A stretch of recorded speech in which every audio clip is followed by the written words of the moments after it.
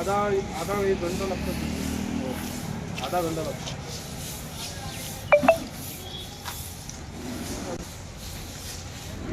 हो हो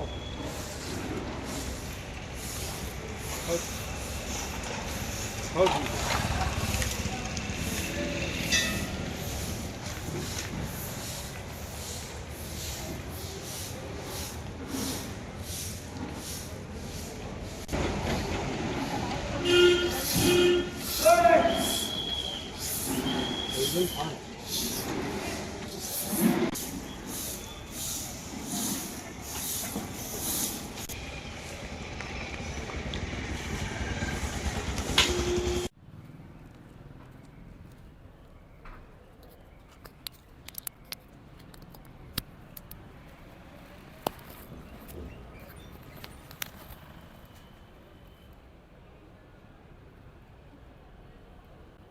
सन 2023-2024च्या निकषावर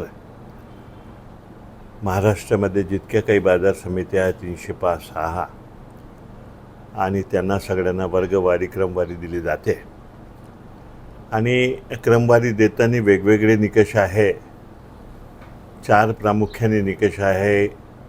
पायाभूत सुविधा 1, आर्थिक वाटचाल कृषी उत्पन्न बाजार समितीची 2, कायद्याप्रमाणे कामकाज बाजार समिती करत आहे की नाही हे 30 व इतर सुविधा जे शेतकऱ्यांना दिली जाते ती अशी 4 निकष आहे. त्या आधारावर पणन संचालक महाराष्ट्रामध्ये जितक्या बाजार समित्या आहे त्यांची वर्गवारी करत असते.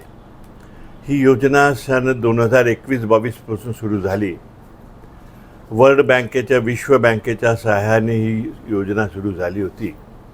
पहिल्या वर्षी 21-22मध्ये हिंगणघाट बाजार समितीला दुसरा क्रमांक मिळाला आणि यावर्षी 23-24मध्ये हिंगणघाट बाजार समितीला पहिला क्रमांक मिळाला.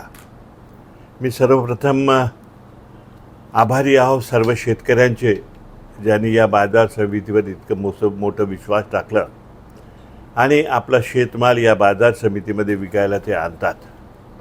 आम्ही मागील 25 वर्षापासून माझं आणि माझ्या संचालक मंडळाचा हाच एक प्रयत्न आहे की शेतकरी हा केंद्रबिंदू मानून शेतकऱ्यांच्या शेतमालाला जास्तीत जास्त भाव कसं मिळवून देता येईल आणि त्याला शेतमाल विक्रीसाठी म्हणजे पणनसाठी किती व्यवस्था आणि सुविधा करून देता येईल हा सुरुवातीपासून हिंगणघाट कृषी उत्पन्न बाजार समितीचा धोरण राहिलेला आहे.